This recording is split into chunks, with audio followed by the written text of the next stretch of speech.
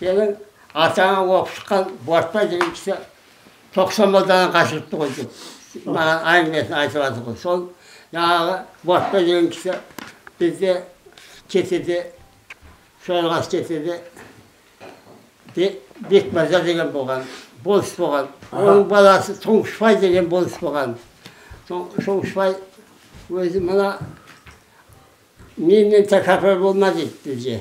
Менен тәкаппар аспанмен жерден ауыр, жаман нәрсе дейді.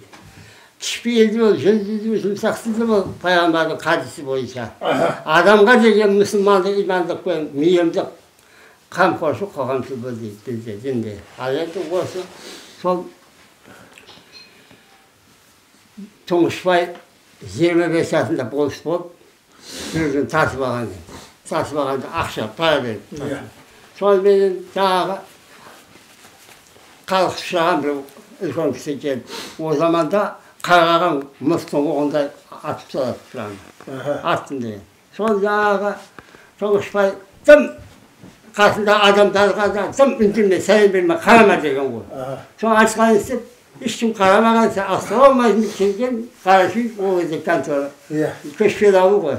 Сонда жаңағы тым үндемеп, ей, Тоңышбай, мен халықтың әл-ауқатын соған лайықты сөздерді ойласақ, білейік деп келдік. Неге сен үн жоқ? Соған үндемегесін. Үш рет аттым деп үш рет айтады. Аттым дегенде қала берді, сонымен атымен шығып кетеді ол кісі.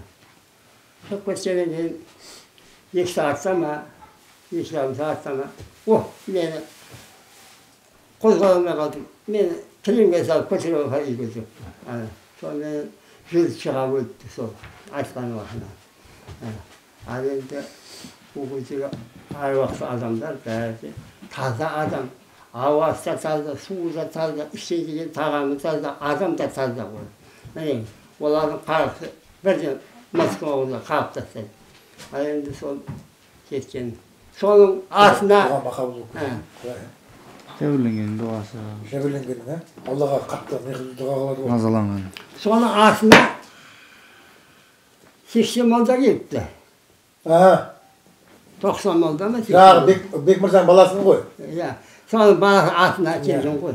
Соны біздер ол кезде ақша емес, мал береді екен. 90 малдаға 90 қара керек, кеші ора бергенде 45 қара керек. Қайдан тауып береміз деген біздер ойлап қаба қатын қылып отқан ғой. Сонда Тоңышбайдың шешесі осы тәуір адам болған. Тәуір анамыз жақсы болған. Сол кісі, ай біздер не қалар, менің баламсында қабағыздағы қатынға не деп, сосын жоқ, балаңа ренжіп жатқан жоқ, мына ұлай болды. Билер, сендерді бейсіңдер ау. Айт, ана Боғатбайдың қасына барып дауыстап оқысын. Оқығаны осып, тауып береміз. Оқысын, дауыстап. Оқимағаны Құдай жолына ауыстып қасы емес. Осыны айт. Боғатбайдың қасына барып оқысын деген. Боғатбай біздің бабамыз оқып шыққан алғашқы кездегі болды. Ал енді сонда айтқан екен, 90 малдан 10 малда қалыпты ғой, қасына дауыс жарауға. Сосын қашет дауыс дейді. Соны айтады ғой.